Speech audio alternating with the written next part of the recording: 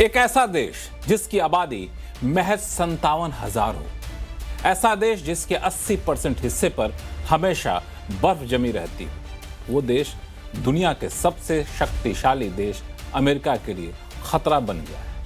खतरा इतना बड़ा बन गया है कि अमेरिका के राष्ट्रपति ट्रंप उसे हर हाल में कब्जा करना चाहते हैं। जी हां, बात कर रहे हैं ग्रीनलैंड की। स्थिति ये हो चुकी है कि अमेरिकी राष्ट्रपति ट्रंप ने ऐलान कर दिया है कि जो हमारे इस मंसूबे में खतरा पैदा करेंगे, बाधा पैदा करेंगे, उन पर हम ड्यूटी लगा देंगे 10% का। यूरोप के उन देशों पर भी ड्यूटी लगाने का ऐलान कर दिया है जिन देशों के साथ कुछ एक महीने पहले अमेरिकी राष्ट्रपति ट्रंप ट्रेड डील करके अपना पीठ थपथपा रहे थे। और जिन देशों के साथ ट्रेड डील हुआ था वो भी अपना पीठ थपथपा रहे थे कि देखिए जी, हमने यूएस के साथ ट्रेड डील कर ली है। लेकिन अब जब ग्रीनलैंड के नाम पर टैरिफ लगा है तो वो अपने आप को ठगा महसूस कर रहे हैं। यहाँ पे एक सवाल ज़रूर उठता है कि भारत ने जल्दीबाजी में ट्रेड डील ना करके समझदारी की क्या? एक और मुद्दा, अब तक चुप रहने वाले यूरोप के देश अब खुद खुलकर बोलने लग गए हैं। उन्होंने कहा कि अगर अमेरिका हम पर टैरिफ लगाएगा तो हम भी अमेरिकी प्रोडक्ट पर अपने हर इंपोर्ट ड्यूटी लगाएंगे, वहाँ भी टैरिफ लगाएंगे, यानी जवाबी हमला करने को तैयार हो गए हैं। ऐसा लगता है कि कहीं ग्रीनलैंड के चक्कर में अमेरिकी राष्ट्रपति ट्रंप घिर तो नहीं गए हैं, फंस तो नहीं गए हैं। लेकिन इन सब के बीच एक और महत्वपूर्ण सवाल उठता है कि अगर ग्रीनलैंड पर कब्जा करने को आतुर हो गए ट्रंप, कब्जा कर लिया तो नाटो का क्या होगा? नाटो जो सबसे शक्तिशाली संगठनों में से एक है, वो दो फार होता हुआ दिख रहा है। हो सकता है कि नाटो का अस्तित्व भी खत्म हो जाए, ये भी एक बड़ा सवाल है। तो ऐसे में आखिर रणनीति क्या होनी चाहिए? ये दुनिया के वर्ल्ड ऑर्डर को कहाँ लेकर के जाएगा? आज आवाज अड्डा में करेंगे इसी पर खास चर्चा। नमस्कार, मैं हूं लक्ष्मण राय और चर्चा में शामिल होने वाले अपने मेहमानों से आपका परिचय कराऊं इससे पहले एक रिपोर्ट देख लीजिए जिस पर पूरा बवाल मचा हुआ है।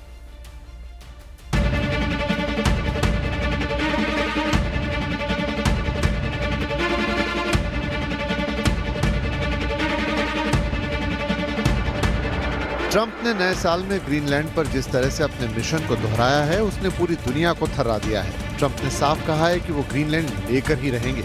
इसके लिए उन्होंने रूस और चीन का कार्ड भी चल दिया है। अपने सोशल मीडिया पोस्ट में ट्रंप ने सीधे तौर पर डेनमार्क पर आरोप लगाया है कि वो पिछले कई दशकों से ग्रीनलैंड पर बढ़ते रूसी सुरक्षा खतरे से निपटने में नाकाम रहा है। दुर्भाग्य से डेनमार्क कुछ भी नहीं कर पाया। अब वक्त आ गया है और ये किया जाएगा। Russia or China will, and that's not going to happen when I'm president. Well, we have bases on Greenland. Yeah. Are you going to make more? I can put a lot of soldiers there right now if I want, but you need more than that. You need ownership. You really need title, as they say in the real estate business.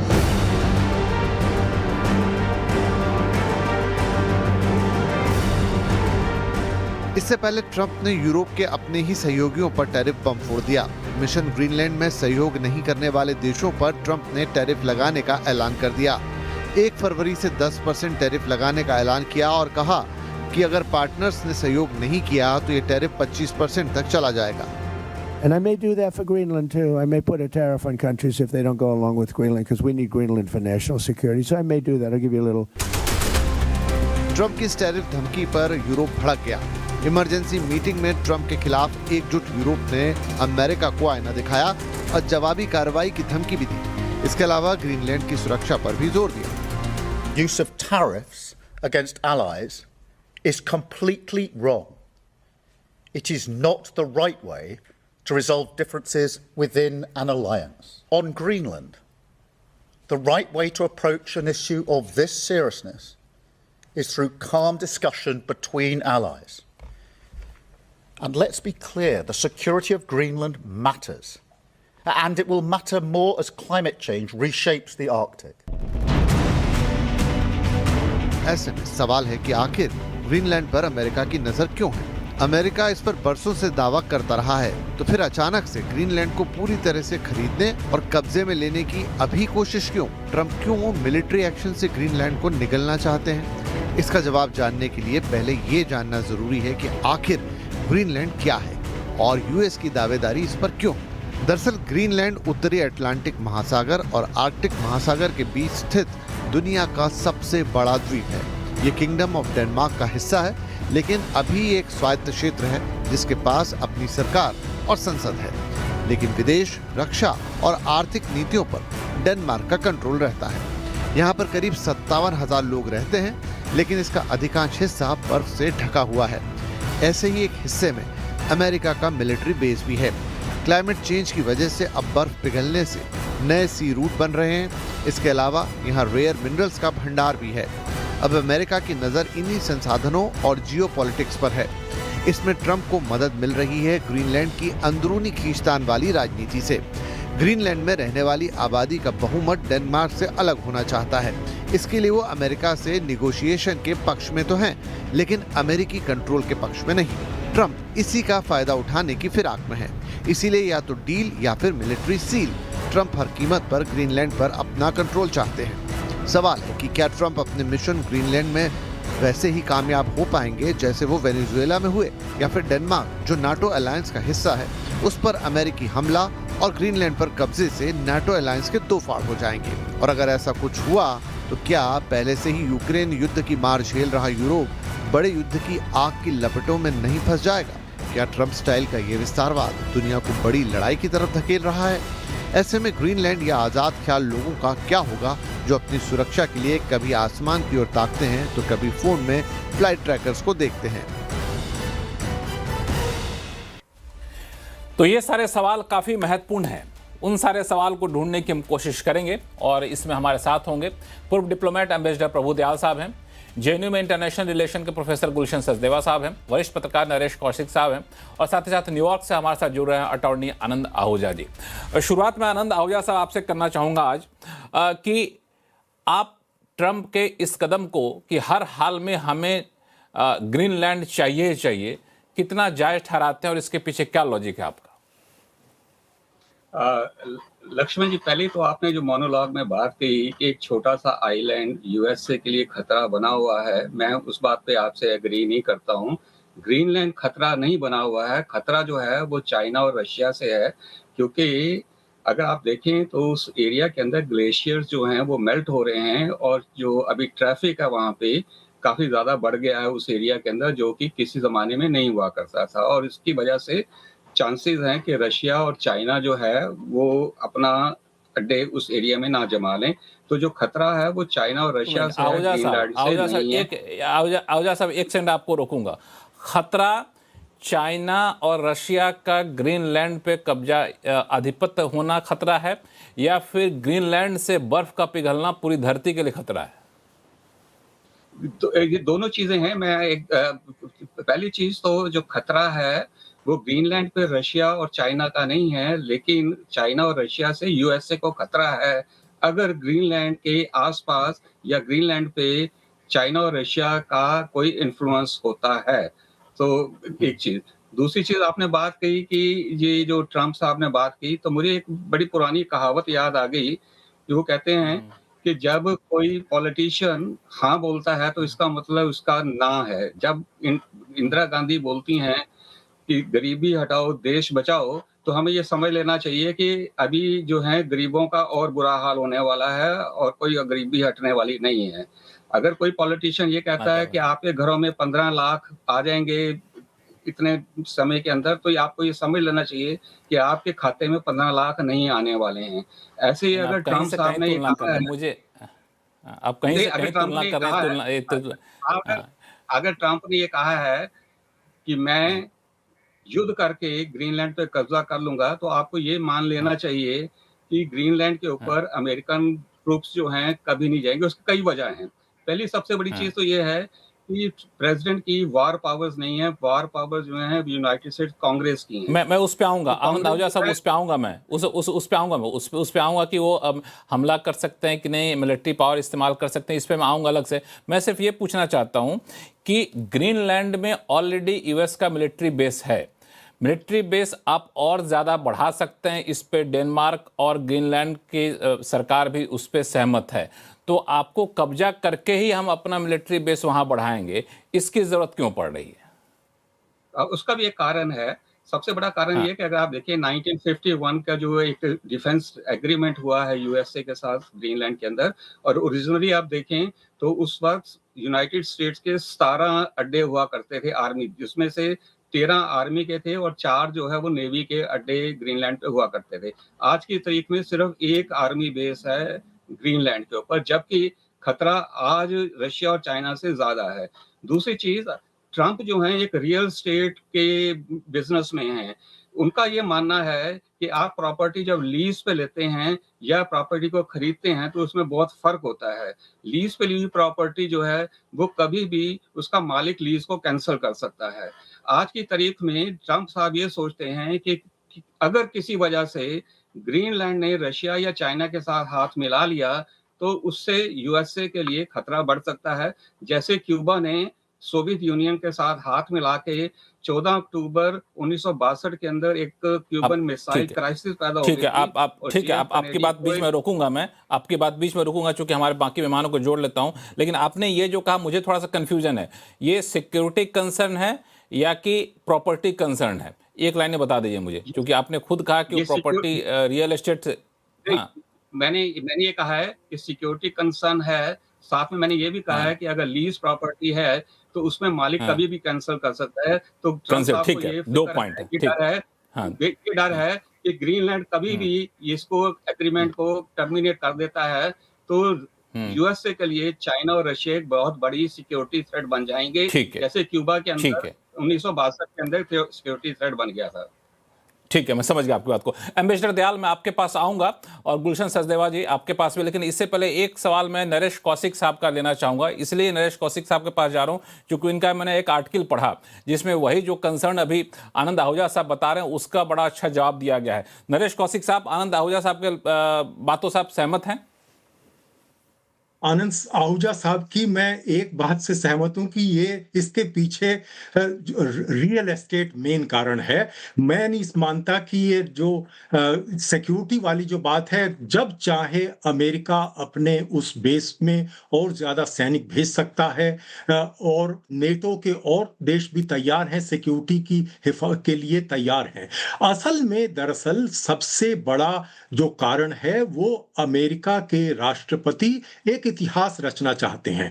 वो America को इससे भी बड़ा बनाना चाहते हैं। 1867 में America ने Alaska खरीदा था रूस से। ये जो डील जो करना चाहते हैं अलास्का से भी बड़ा है ये ग्रीनलैंड। तो वो दरअसल दुनिया में और अमेरिका की जनता को ये दिखाना चाहते हैं कि वो सबसे इस इतिहास के सबसे बड़े राष्ट्रपति हैं जो अमेरिका की ताकत और अमेरिका की जो भूमि है उसको भी और बढ़ाना चाहते हैं। तो असली वजह यह है कि वो रियल एस्टेट के आदमी हैं, जैसा कि ये आहूजा साहब ने कहा, बिल्कुल सही है। और लेकिन वो दरअसल इसमें अपना हित देख रहे हैं। वो दुनिया को और अमेरिका को ये दिखाना चाहते हैं कि मैं अकेला राष्ट्रपति हूं जो अमेरिका को 21वीं सदी में बड़ा कर सकता हूं, उसका एरिया बढ़ा सकता हूं। और उस पीछे दरअसल क्या है, आप जैसा आप जानते हैं कि आर्थिक कारण इसमें बहुत बड़ा है। उसके पीछे जैसा कि आपके रिपोर्ट में भी बताया कि बर्फ जैसे जैसे मेल्ट हो रही है वहां पर दुनिया की ताकत, दुनिया की नजर उस पर बढ़ रही है। रूस और चीन की नजर तो वहां है ही और देशों की भी और है, लेकिन अमेरिका उस पर ओनरशिप चाहता है, अमेरिका उसको हड़पना चाहता है। उसी तरह से जैसे उसने वेनेजुएला को एक तरह से हड़पा है, यानी उसका तेल हड़प गया। इसके बाकी चीजें उनके दिमाग में सब कुछ है कि वहां पर तेल है, वहां पर गैस है, वहां पर क्रिटिकल मिनरल्स हैं, वो सब पर उनकी नजर है। लेकिन सबसे बड़ा जो कारण है मैं समझता हूं अमेरिका के राष्ट्रपति के लिए अपने को इतिहास में सबसे बड़ा या आधुनिक इतिहास में सबसे बड़ा साबित करना है। इसमें दो चीजें, अमेरिका राष्ट्रपति को अपने आप को इतिहास में सबसे बड़ा साबित करना है और प्रॉपर्टी चूंकि अमेरिका को बहुत बड़ा बनाना है, ये सारे लॉजिक है। लेकिन ये सारे लॉजिक आप अपने देश में दे सकते हैं, अपने डोमेस्टिक पॉलिटिक्स में दे सकते हैं। पूरे इंटरनेशनल प्लेटफॉर्म पे जाकर के इस लॉजिक को आप अपनाएंगे तो दुनिया के कई सारे कायदे कानून हैं, आप तोड़ेंगे दूसरों को भी तोड़ने की तरफ उकसाएंगे। तो ये कितना फिजिबल है एम्बेसडर दयाल? लक्ष्मण जी, आपने कई सवाल पूछे अपने शो में। शुरुआत में मैंने नरेश जी ने जो कहा उसको सुना, आनंद जी ने जो कहा उसके बारे में भी मैंने बड़ा ध्यान से सुना। आज जो सबसे तेजी से सवाल उठ रहा है वो ये है कि क्या डोनाल्ड ट्रंप की मेंटल कंडीशन ठीक है।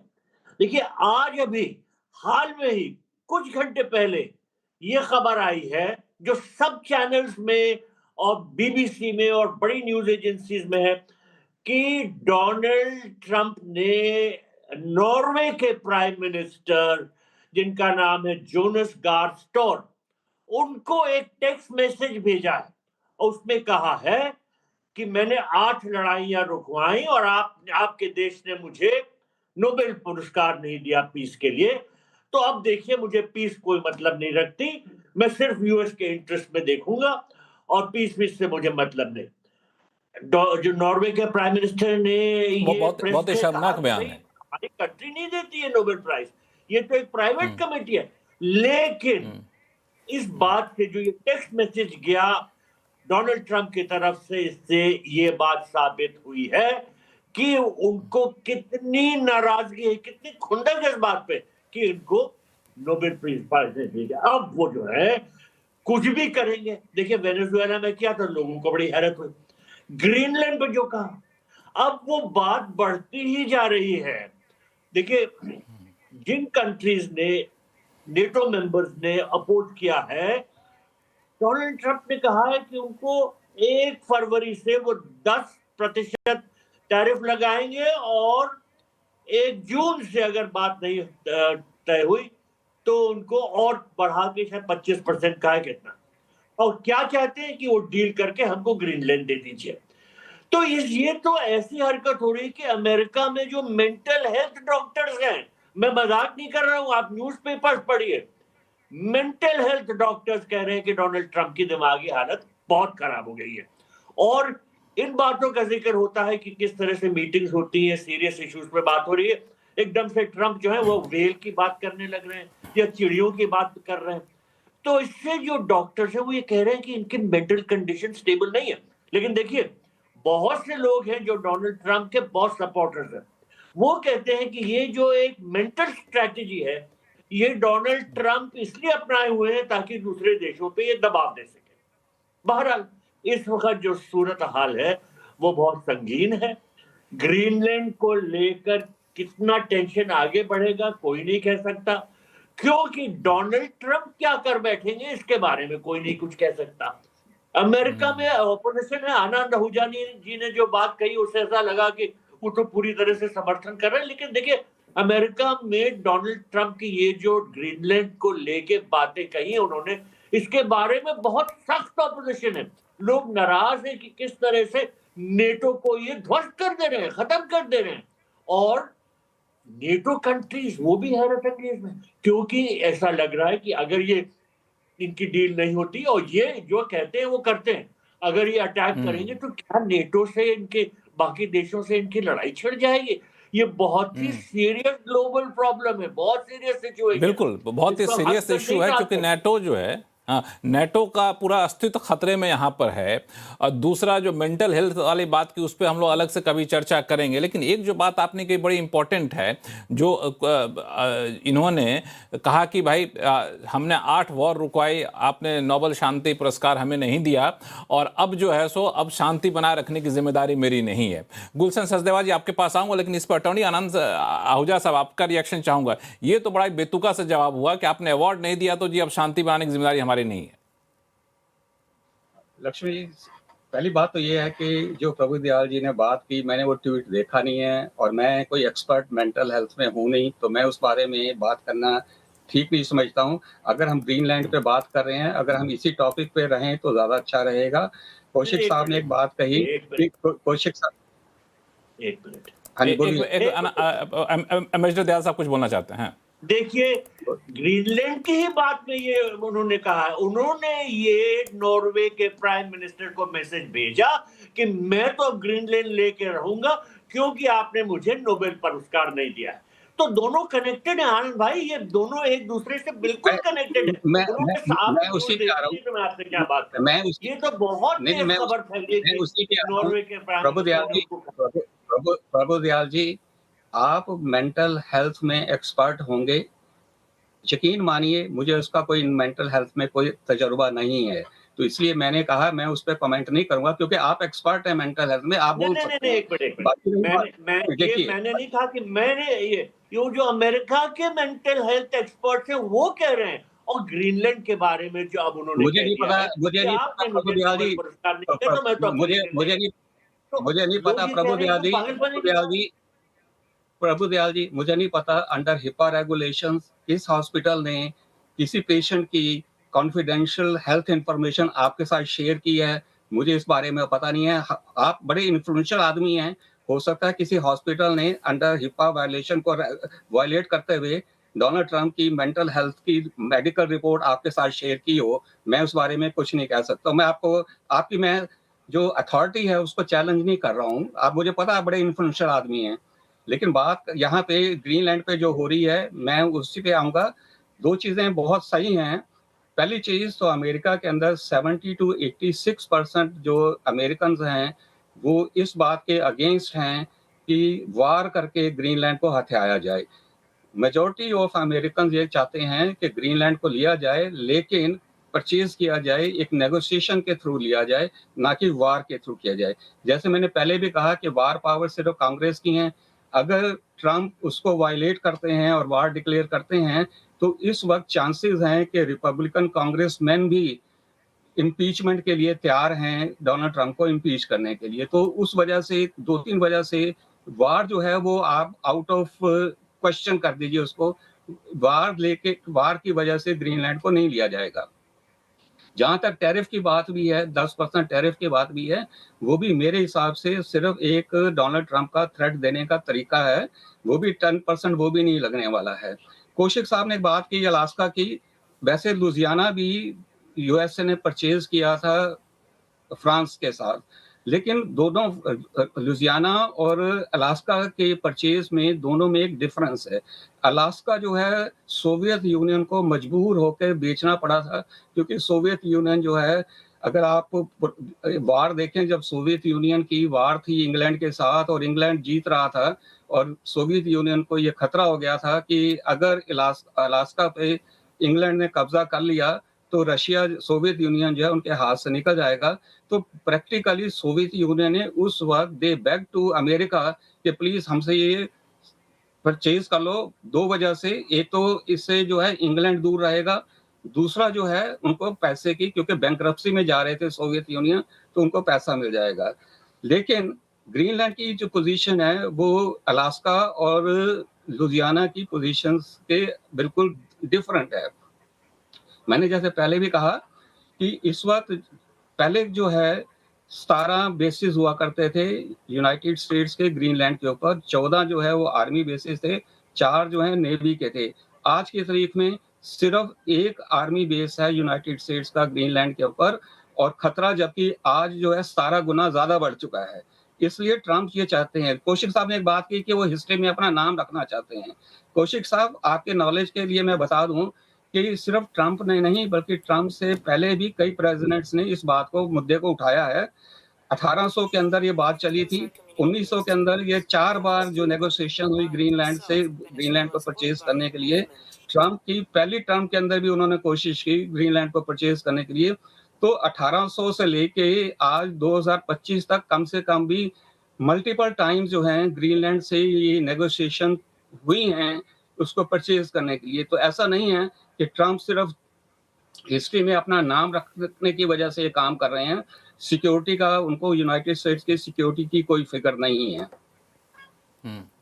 ये एक मिनट जरा मैं आपके पास आऊंगा नरेश कौशिक साहब के पास आऊंगा, लेकिन गुलशन सचदेवा जी को मैं इस पे जरा ऐड कर लूं। मैं हमारे पैनलिस्ट हैं और काफ़ी देर से सुन रहे हैं हम सब की बातों। गुलशन जी, आपने सारे लोगों के लॉजिक को सुना, आपको क्या लगता है कि ट्रंप का जो ये कह सकते हैं अभियान है या फिर खुलेआम ऐलान है कि हमें हर हाल में ग्रीनलैंड को लेना ही लेना है, इसके पीछे जो लॉजिक यहाँ पे सचदेवा साहब ने दिया या फिर बाकी पैनलिस्ट ने, आप उससे कितना सहमत हैं और किस हद तक जा सकते हैं ट्रंप?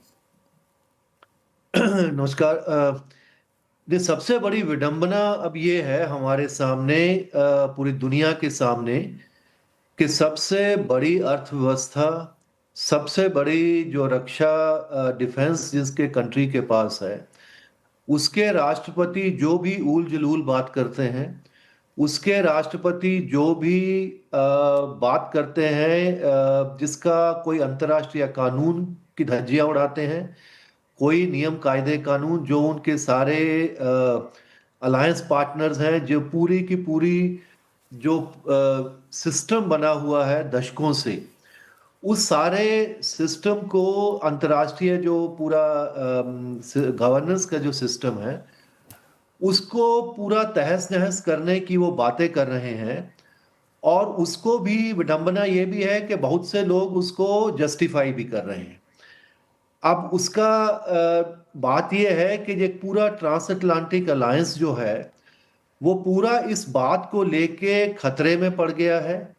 पूरा जो अभी उन्होंने यूएस और यूरोपीय यूनियन के साथ जो एग्रीमेंट, ट्रेड के एग्रीमेंट किया था, वो पूरा कोलैप्स हो सकता है। उसके बाद जो है यूरोप निश्चित तौर से, क्योंकि वो डिपेंडेंट है काफी समय से अमेरिका के ऊपर, तो इतनी आसानी से रिटेलिएट करना यूरोप के लिए मुश्किल है।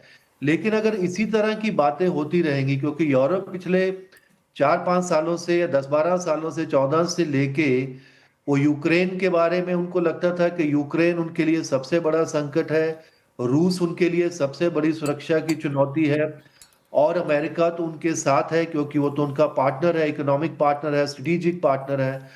अब वो इस तरह की बात जब करने लगता है तो निश्चित तौर से सारे के सारे वो स्तब्ध हैं, और उनको, क्योंकि वो डिपेंडेंट है, तो इतनी आसानी से कोई रिएक्शन देना, हालांकि सभी नेता आप जानते हैं अलग अलग तरीके से सबने कहा ये गलत है, और उसके जैसे उन्होंने अपने टैरिफ की बात की है या दूसरी बातें कर रहे हैं, उसका वो एक प्लान बना रहे हैं। लेकिन जिस तरीके का यूरोप का सिस्टम है उसमें उनको टाइम लगेगा उसका रिएक्शन देने में।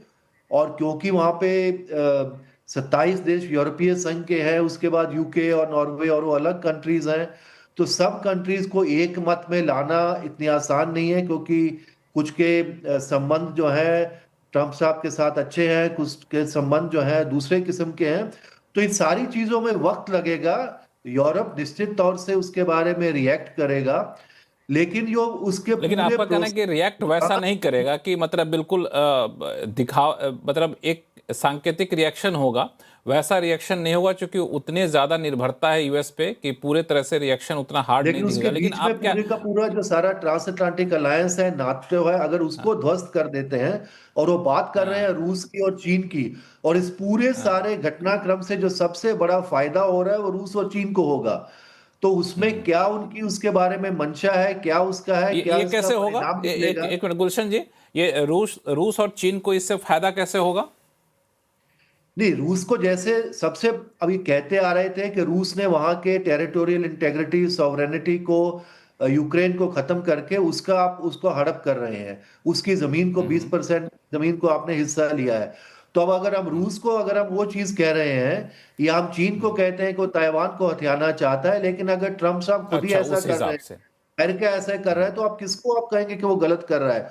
तो जिस तरीके का कोई कायदे कानून की बात हम जो करते हैं उसको तोड़ के, अगर सबसे बड़ा शक्तिशाली देश जिसने एक पूरा लिबरल सिस्टम जिसको बनाया हुआ है पिछले कई दशकों से, उसको सबसे जो कर्णधार है उसका, अगर वही उसको तोड़ने पे लग जाएगा, तो पूरी की पूरी दुनिया के जो कायदे कानून है, सब कंट्री जिसका लाठी उसी की भैंस, वो काम चलेगा, उसमें नुकसान सबका होगा, और अमेरिका का नुकसान उसमें सबसे ज्यादा होगा बाद में।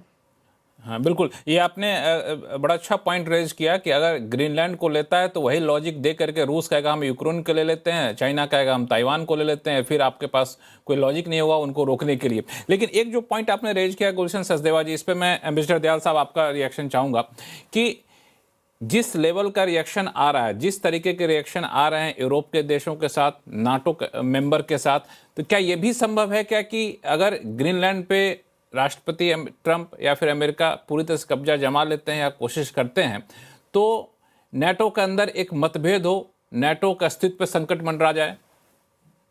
देखिए, नेटो में तो मतभेद शुरू हो ही गया, और इस बात से ये मतभेद साफ होता है कि 8 बड़े बड़े नेटो मेंबर्स ने खुलकर आके अपोज किया है जो प्रेसिडेंट ट्रंप ग्रीनलैंड के बारे में कह रहे हैं, और जवाब में ट्रंप साहब ने उन पर टैरिफ लगाने की बात कर दी। अब आनंद आहूजा जी कह रहे हैं ये टैरिफ वगैरह नहीं लगेगा, ऐसी बात चल रही है, लेकिन भाई मैं तो सिर्फ वो देखता हूं जो प्रेस में है, और उसमें तो ये है कि ट्रंप ने कहा है कि 1 फरवरी से टैरिफ लगेंगे इन 8 देशों पे। अच्छा देखिए, जरा एक बात फिर, मैं बहुत सीरियस हूं इस बारे में। मैंने ट्रंप साहब से मुलाकात करके उनके मेंटल एनालिसिस नहीं किए, लेकिन एक मैंने किताब पढ़ी है और मीडिया रिपोर्ट, उस किताब का नाम है the dangerous case of Donald Trump, जिसमें 27 साइकाइट्रिस्ट और मेंटल हेल्थ एक्सपर्ट्स ने कहा है कि डोनाल्ड ट्रंप की दिमागी हालत ठीक नहीं है और इनके डिटेल में टेस्ट करके इनको ठीक करना चाहिए। देखिए, ये मैंने नहीं कहा है, ये बड़ी फेमस बुक है, वो मैंने पढ़ी है। इसके अलावा मीडिया रिपोर्ट बहुत है जो पढ़ने में आते हैं, तो ये इससे हम परेशान हैं कि क्या आगे होने जा रहा है, क्योंकि इसमें कोई दो राय नहीं हो सकती। United states is the world most powerful man और उसके प्रेसिडेंट है डोनाल्ड ट्रंप। तो डोनाल्ड ट्रंप जो है वो दुनिया के सबसे पावरफुल व्यक्ति हैं, और अगर वो कहें कि मैं तो अब ग्रीनलैंड नहीं लेकर रहूंगा क्योंकि आपने मुझे नोबेल पीस प्राइज नहीं दिया, या मैं अभी टैरिफ लगाऊं, जो मनमानी पूरा इंटरनेशनल सिस्टम, जैसा गुलशन जी ने कहा, वो टॉपसी टर्वी कर दिया उन्होंने। कोई लीगल सिस्टम नहीं माना, कोई लॉ ऑर्डर नहीं मानते हुए जो मनमानी की वो सब देख रहे हैं। तो इस बात से ये साफ होता है कि नेटो का भी बंटवारा होगा, क्योंकि नेटो कैसे बर्दाश्त कर सकता है। आपने ये अच्छा सवाल पूछा कि नेटो का क्या फ्यूचर होना है। भाई नेटो इस तरह से कैसे इकट्ठा हो सकता है? और अगर इन्होंने ग्रीनलैंड पे कब्जा किया, हालांकि आनंद आहूजा कहते हैं कि वो नहीं हो सकता क्योंकि वॉर पावर्स कांग्रेस के ऊपर, तो ट्रंप तो कहते हैं मैं तो करूंगा, ये ऑप्शन भी आज व्हाइट हाउस ने कहा है। तो अगर ऐसा होता है तो पूरी तरह से नेटो बढ़ जाएगा, और जैसा कि एनालिस्ट और क्रिटिक्स कह रहे हैं, इसमें तो चीन का ही फायदा है। वैसे ही रूस अमेरिका में बंटवारा है बहुत ज्यादा विचारों में, और अगर यूरोपियन कंट्रीज अलग होती है सोचने में ट्रंप से और उनमें इतने मतभेद होते हैं, तो इसमें तो फायदा ही फायदा चीन का। तो मेरे विचार में जो ये पूरी दो चीजें हैं इस पे, टॉपसी टर्वी है। हाँ बिल्कुल, इस पे मैं आऊँगा नरेश कौशिक साहब आपके पास कि अगर नेटो का बंटवारा होता है तो ये कितना बड़ा खतरनाक संदेश जाएगा पूरी दुनिया के लिए। लेकिन आनंद आहूजा साहब कुछ आपको जवाब देना चाहते थे, एक बार उनके सुन लेते हैं। आनंद जी। प्रभु दयाल जी ने जो बात कही, 2-3 चीजें। पहली चीज, उन्होंने बार बार जिक्र किया कि डॉक्टर्स ने ऐसे कहा, डॉक्टर्स ने ऐसे कहा, डॉक्टर्स ने कहा। प्रभु दयाल जी, आपके नॉलेज के लिए, मुझे पता आप बहुत नॉलेजेबल हैं, लेकिन कोई भी प्रेसिडेंट आता है तो उसकी अपनी व्हाइट हाउस के टीम ऑफ डॉक्टर्स होते हैं। अगर आपके पास कोई व्हाइट हाउस की टीम ऑफ डॉक्टर्स की कोई रिपोर्ट है तो आप बात करिए। अगर आपके पास डेमोक्रेटिक पार्टी के डॉक्टर्स की आप बातें कर रहे हैं जिन्होंने उसको एग्जामिन नहीं किया, प्रेसिडेंट को एग्जामिन सिर्फ उसकी अपनी डॉक्टर्स की टीम जो व्हाइट हाउस के अंदर होती है वही एग्जामिन करती है। तो इसलिए आप बार बार ये जो पेश कर रहे हैं कि उसकी मेंटल हालत ठीक नहीं है, डॉक्टर्स ने कहा, 25 डॉक्टर ने कहा, 50, मैं कहता हूं डेमोक्रेटिक पार्टी के 100 डॉक्टर्स ने कहा है। क्या आपके पास कोई मेडिकल रिपोर्ट व्हाइट हाउस के डॉक्टर्स की है जिन्होंने इसको एग्जामिन किया? क्या आप समझते हैं, हो एक आपने बात कर लिया, मुझे करने दी, क्या आप समझते हैं कि यूनाइटेड स्टेट्स कांग्रेसमैन, सेनेटर्स इतने बेवकूफ हैं कि उनका प्रेसिडेंट या यूनाइटेड स्टेट्स की आवाम जो इतनी बेवकूफ है कि उनके प्रेसिडेंट की मेंटल हालत ठीक नहीं है और वो जो है उसको कंटिन्यू करने दे रहे हैं, उसके हाथ में न्यूक्लियर पावर के बटन दिए हुए हैं? क्या इतने बेवकूफ हैं अमेरिकन? आप ये मीडिया में वो कर रहे हैं। दूसरी चीज, आपने कही डिफरेंसेस की बात, नेटो 1949 में बना था, चाहे नेटो हो या यूनाइटेड नेशंस हो, ये डेमोक्रेटिक बॉडीज हैं। यहाँ पे time to time differences of members आते रहे हैं। ऐसा नहीं है कि नेटो में कभी पहले मेंबर्स में, फॉर एग्जांपल मैं बताऊं, टर्की ने अपोज किया नेटो के अंदर नॉर्वे और स्वीडन की मेंबरशिप के लिए। अभी भी बहुत सारे नेटो के मेंबर्स हैं, वो यूक्रेन की मेंबरशिप के नेटो के अंदर उसको अपोज कर रहे हैं। तो डिफरेंसेस ऑफ ओपिनियन का मतलब ये नहीं है कि नेटो जो है वो टूट गया है, नेटो जो है खत्म हो गया है। एक ओपिनियन है, एक डेमोक्रेटिक पार्टी है। तीसरी बात आपने कही कि वो कहते हैं मैं वार करूंगा तो इसका मतलब वार होगी। आप ये भूल रहे हैं कि यूनाइटेड स्टेट्स कॉन्स्टिट्यूशन के अंदर, जैसे मैंने बोला, कि पावर जो है सिर्फ कांग्रेस की है वार डिक्लेयर करने की, और अगर वार ट्रंप डिक्लेयर करते हैं तो रिपब्लिकन कांग्रेसमैन, सेनेटर्स और हाउस मेंबर्स जो हैं वो रेडी बैठे हैं to impeach Donald Trump if Democrats they impeach him. So Donald Trump ये कभी रिस्क नहीं लेंगे कि अपनी सेकंड टर्म के अंदर वो इम्पीचमेंट हो और यूनानिमसली या मोर देन मेजॉरिटी के साथ उनकी इम्पीचमेंट हो और उनको वहां से प्रेसिडेंट की गद्दी से हटा दिया जाए। तो इसलिए आप जो बात कर रहे हैं अब, हाँ जी। एम्बेसडर दयाल कुछ ऐड करना चाहे? एम्बेसडर दयाल आप रिएक्ट कर लीजिए, फिर नरेश कौशिक जी का एक तो ये कि ये जो 27 डॉक्टर्स ने किताब लिखी, इंडिपेंडेंट डॉक्टर्स हैं, इन्होंने कहा है कि मेंटल उनकी जांच करनी चाहिए। दूसरी बात, हालांकि एक बात साफ कर दिया जाए, एम्बेसडर दयाल साहब मुझे लगता है कि ये आज जो ग्रीनलैंड पे है, एम्बेसडर दयाल साहब आप हो गया है। मुझे लगता है कि एम्बेसडर दयाल ये लगता है क्लियर कर देना चाहिए कि ये जो किताब लिखी है 27 डॉक्टरों ने, ये किताब हाल के ट्रंप की हरकतों को देखकर नहीं लिखी गई। शायद आप करीब 7-8 साल पहले जो किताब लिखी गई थी उसका हवाला आप दे रहे हैं। एक मिनट, तब से और मीडिया में जिक्र, ये जरूर ये ट्रंप के पहले टर्म की बात है जब उनकी हालत देखे।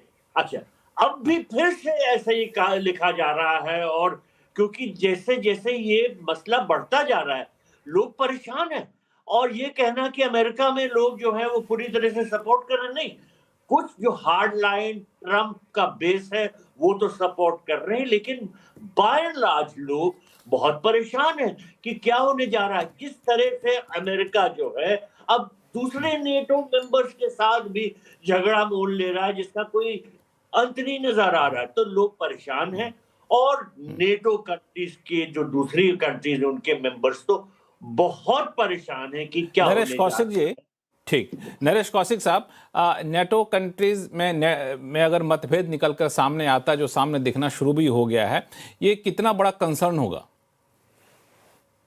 धन्यवाद मुख्य विषय पर लौटने के लिए, क्योंकि मुझे लग रहा था कि हम भटक रहे हैं। मुझे ऐसा लगता है कि जैसा कि प्रभु दयाल जी ने और प्रोफेसर सचदेव ने बताया, दरअसल नेटो के लिए ये एग्जिस्टेंशियल थ्रेट है।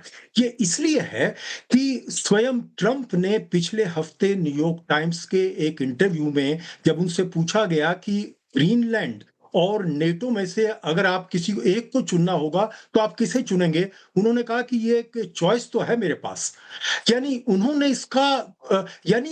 ये कह दिया कि नेटो हो सकता है कि मैं नेटो को छोड़ दूं, और नेटो से तो उनको कभी प्रेम रहा नहीं। पहली टर्म में उन्होंने जिस तरह से नेटो से अपने को बाहर करने की धमकी दी थी, तो ये तो बिल्कुल सामने है बात कि वो नेटो की कोई बहुत परवाह करते नहीं है। दूसरी बात यह है कि ट्रंप का जो जिस तरह का उनका काम करने का तरीका है, जैसा वो इरेटिक व्यवहार उनका रहा है, उससे ऐसा लगता है कि वो कभी भी कुछ भी करने से पीछे नहीं हटकते, और वो बार बार ये बात कह रहे हैं कि मैं फोर्स इस्तेमाल करने के लिए तैयार हूं। तो ये दरअसल ये सच में, मैं यहां यूरोप में बैठा हूं, यहां लोग वाकई बहुत परेशान हैं कि क्या अमेरिका वाकई नेटो को तोड़ने के लिए आमादा है। ये मामला सिर्फ विभाजन का नहीं है, ये वो चीज है जिससे रूस और सोवियत संघ उससे पहले इतने साल से, इतने दशकों से कोशिश कर रहा था नेटो को तोड़ने की, और नेटो नहीं टूटा। लेकिन अब जो अमेरिका में राष्ट्रपति है वो नेटो को तोड़ने के लिए तैयार है। तो ये मैं समझता हूं कि बहुत बड़ा खतरा है। इससे अगर ऐसा होता है तो पूरी दुनिया का स्वरूप इससे बदलेगा, और यूरोप में तो इस समय इतनी बेचैनी है कि आप ये देखिए कि वहाँ यूरोप के देशों ने वहाँ ग्रीनलैंड में अपने कुछ सैनिक भेजे हैं और उनको ये बताने के लिए कि देखिए आप जो सिक्योरिटी की बात करते हैं हम इसकी सिक्योरिटी के लिए तैयार हैं, लेकिन आप बराए मेहरबानी आप नेटो में रहिए, नेटो को बचाए रखिए। तो मुझे ऐसा लगता है कि इस बात की सचमुच संभावना है कि ट्रंप बल का प्रयोग करें। और दूसरी बात यह है कि जो पहले कहा गया कि ये तो पहले भी कोशिश कर चुके हैं। 1946 में राष्ट्रपति ट्रूमन ने $100 मिलियन के गोल्ड से इसको खरीदने की कोशिश की थी, लेकिन जैसा कि तब हुआ और उससे पहले हुआ और अब हो रहा है, ग्रीनलैंड ने और डेनमार्क ने उससे इनकार कर दिया था। तो अगर ग्रीनलैंड नहीं चाहता, ग्रीनलैंड के लोग नहीं चाहते, तो क्यों ट्रंप इसके लिए आमादा हैं? आप इसका मतलब तो ये आप कॉलोनियल शासन अपना स्थापित करना चाहते हैं जो कि 21वीं सदी में पहला होगा। यानी 20वीं सदी में हम भूल चुके थे, कॉलोनियल शासन दुनिया भर में खत्म हो गए, अब ट्रंप इसमें लाना चाहते हैं। क्योंकि अगर ग्रीनलैंड के लोग तैयार नहीं है, डेनमार्क जो कि उसका लेजिटिमेट ओनर है, जिसको 1916 में अमेरिका ने स्वयं स्वीकार किया है उसकी प्रभुसत्ता को, उसको वो छीनने को तैयार है, तो सच में ये दुनिया के लिए बहुत बड़ा खतरा है। एक सवाल छोटे जवाब दीजिएगा नरेश कौशिक साहब, फिर मुझे ब्रेक पे जाना है कि क्या यूरोप ये जोखिम लेगा कि ग्रीनलैंड हम कब्जा नहीं करने देंगे भले ही नेटो से तुम बाहर हो जाओ? क्योंकि जहां तक मैं समझ पा रहा हूं नेटो के पूरे डिफेंस बजट का 70% अकेला अमेरिका संभालता है। देखिए, यूरोपियन देशों के सामने ये चारा तो नहीं है, लेकिन अगर ट्रंप वहां पर हमला करके वो होते हैं तो यूरोप में फिर लोगों को अपने ऑप्शंस टटोलने होंगे। सबसे पहले तो जो है इनके पास में जो आर्थिक शक्ति है, सामरिक शक्ति इतनी नहीं है, लेकिन यूरोप एक इकोनॉमिक पावर तो है, और वो अगर सब मिलकर अगर इनके जैसा ये टैरिफ्स की धमकी दे रहे हैं तो वो बराबर के उससे ज्यादा टैरिफ लगा सकता है अमेरिका पे। एक बात, दूसरी बात ये है कि जी हाँ, इंटरेस्टिंग पॉइंट आपने कहा कि यूरोप चाहे तो अपनी आर्थिक ताकत का सहारा ले सकता है और यूरोप की इस कोशिश में कई देश और भी साथ आ सकते हैं, क्योंकि ट्रंप की पॉलिसी से बहुत सारे देश जो नेटो के मेंबर नहीं है वो भी काफी ज्यादा परेशान है। लेकिन ये कितना पॉसिबल है, कितना संभव है, इस पर चर्चा करेंगे छोटे से ब्रेक के बाद। कहीं जाइएगा नहीं। ब्रेक के बाद आपका फिर से आपका स्वागत है। हम चर्चा कर रहे हैं कि ग्रीनलैंड पे राष्ट्रपति ट्रंप के रवैये के बाद किस तरीके से पूरी दुनिया में उथल पुथल मचा हुआ है। ब्रेक पे जाने से पहले हम लोग चर्चा कर रहे थे कि जो नेटो है उसका अस्तित्व जो है अब संकट में आ चुका है। क्या ये आपस में दो फार होगा? यूरोप की रणनीति क्या होगी?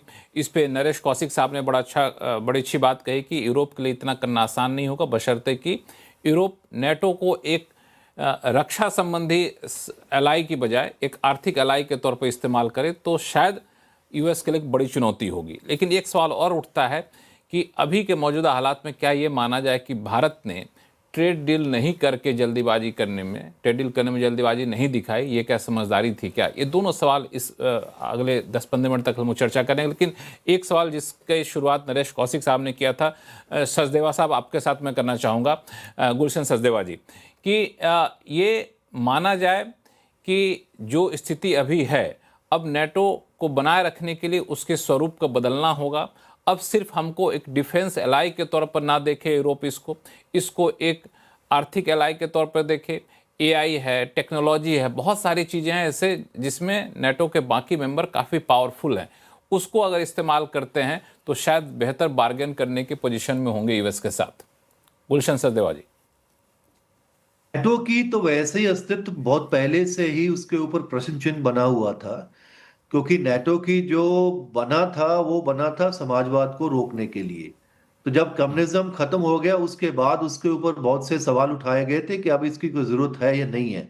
और कुछ साल पहले ही जो फ्रांस के राष्ट्रपति मैक्रोन थे उन्होंने बोला था कि इसका तो ब्रेन डेड है जो नेटो है। लेकिन अभी पिछले कुछ सालों में जब से यूक्रेन का युद्ध हुआ है तो उसमें एक नई शक्ति का संचार हुआ और उसमें नए मेंबर भी 2 बने।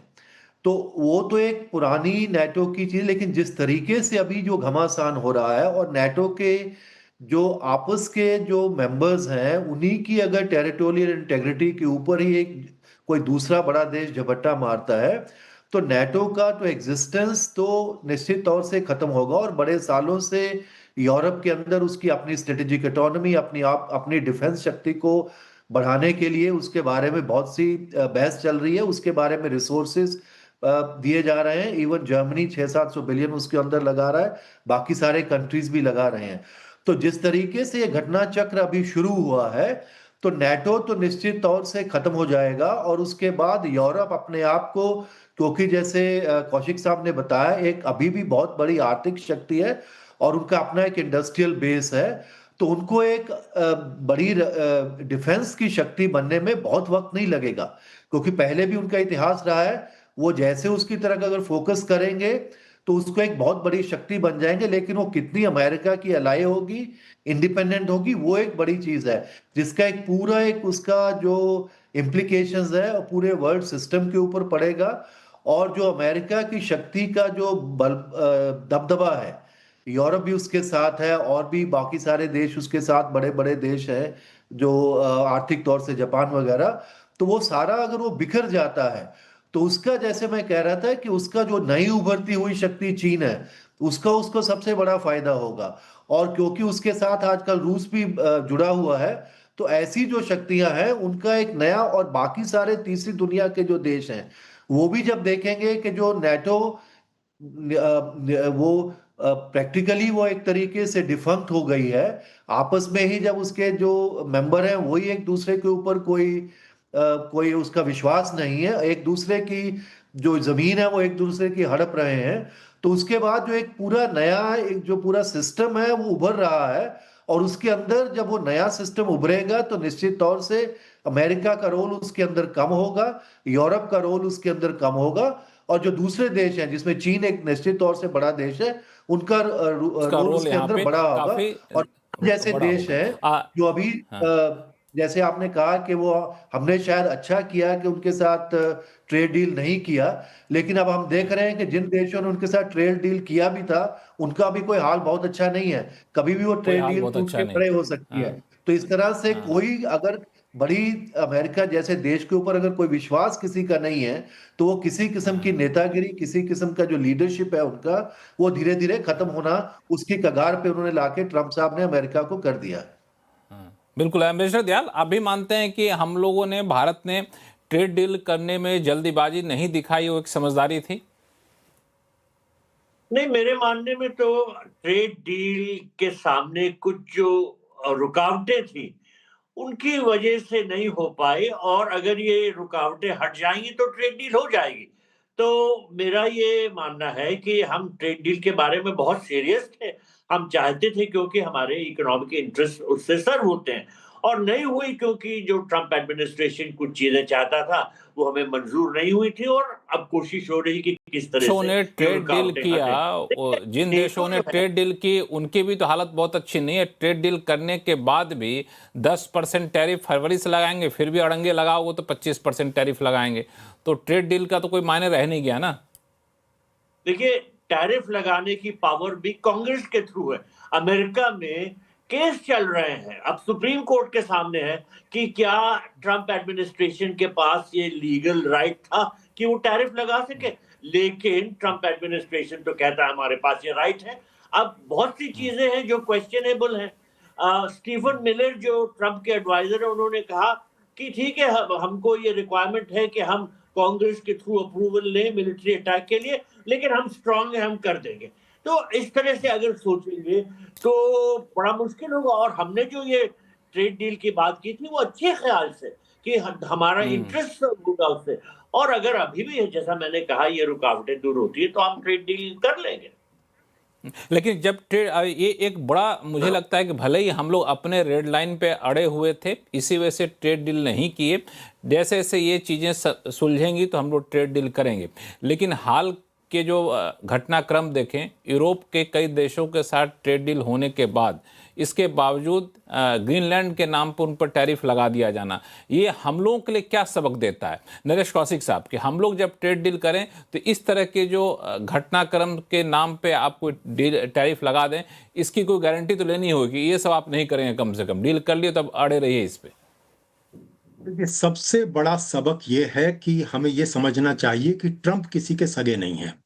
ट्रंप कभी भी अपने निकटतम सहयोगी के खिलाफ भी जा सकते हैं, जैसा कि वो ग्रीनलैंड के मामले में यूरोप में कर रहे हैं, और अपने जो हित हैं उसके भी खिलाफ जा सकते हैं, कि जो कि नेटो सबसे बड़ा संगठन है, जिसको बनाने में सबसे बड़ी भूमिका अमेरिका ने निभाई थी, वही अब संकट में है।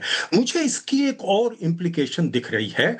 अगर ये ट्रंप फोर्स यूज करके, और अगर आर्टिकल 5 के हिसाब से तो एक देश पर हमला पूरे नेटो पर हमला है, तो अगर ऐसा होता है तो यूरोप को अपने ऑप्शंस जो हैं, अपने विकल्प तलाशने होंगे, और उसमें जो सबसे बड़ा विकल्प मुझे दिखता है वो ये है कि उसको रूस से संबंध सुधारने होंगे, क्योंकि जैसा कि प्रोफेसर सचदेवा ने कहा कि ये जो संगठन है ये तो सैनिक संगठन है, और सोवियत संघ टूटने के बाद में इसकी क्या जरूरत थी? इसकी जरूरत इसीलिए उनको लगती थी कि रूस को वो अभी भी खतरा मानते हैं।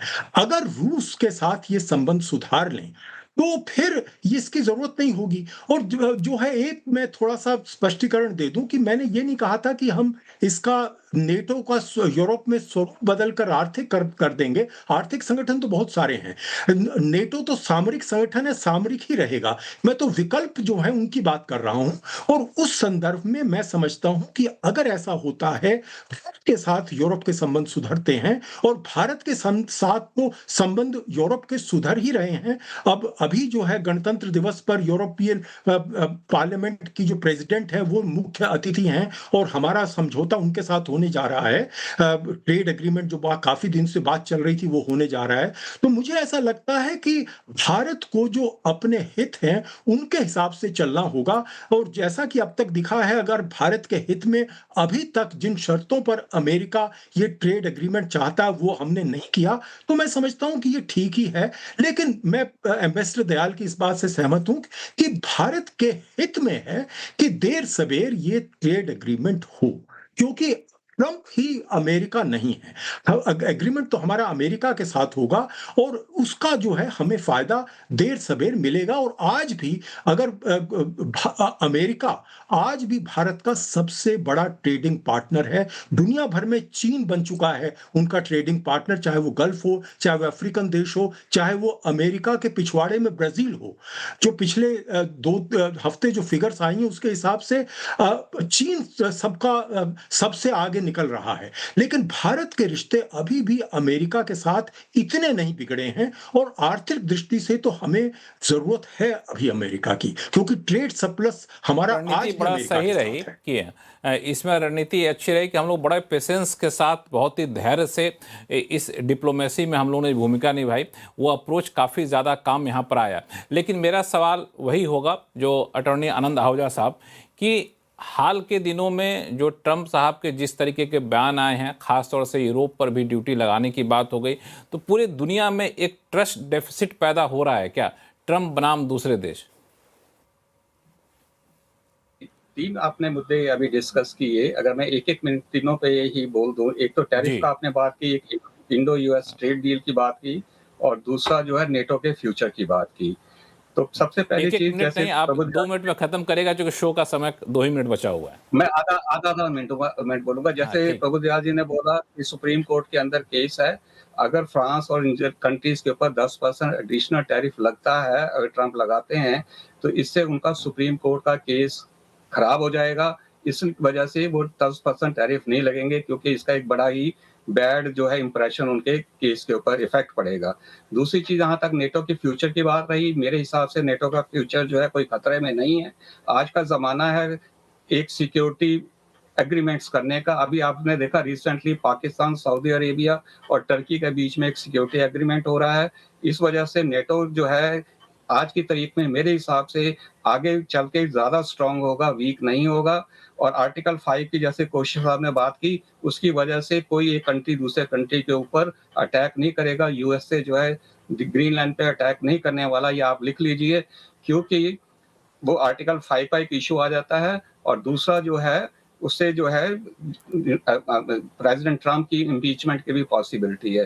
तीसरी बात आपने कही इंडो यूएस ट्रेड डील की, मेरे हिसाब से जो ये ट्रेड डील जितनी लेट होगी उतना दोनों कंट्रीज को ज्यादा नुकसान होगा। आपने अभी चाइना के साथ अगर देखें, आपका ट्रेड डेफिसिट जो है 116.12 बिलियन डॉलर का है 2025 में। तो आप चाइना के साथ आपका ट्रेड डेफिसिट है, यूनाइटेड स्टेट्स के साथ आपका ट्रेड सरप्लस था 49 बिलियन डॉलर्स का।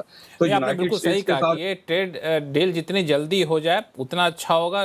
देरी होने से दोनों देशों को इसमें नुकसान होगा, लेकिन यह है कि ट्रेड डील होने के बाद भरोसा रहे कि जिस शर्तों पे हमने डील की है उन शर्तों पे अमेरिकी राष्ट्रपति ट्रंप अड़े रहे। लेकिन यहाँ पे एक महत्वपूर्ण बात है कि ट्रेड डील ट्रंप के साथ नहीं हो रहा, ट्रेड डील यहाँ पे यूएस के साथ हो रहा है। लेकिन जब तक प्रेसिडेंट रहेंगे तब तक खतरा मंडराता रहेगा। शो का समय यहीं पर खत्म हो रहा है, इसलिए आप सभी मेहमानों को रुकना होगा। आप सभी मेहमानों ने अपना कीमती वक्त दिया हमें हमारे शो में, इसके लिए बहुत बहुत धन्यवाद।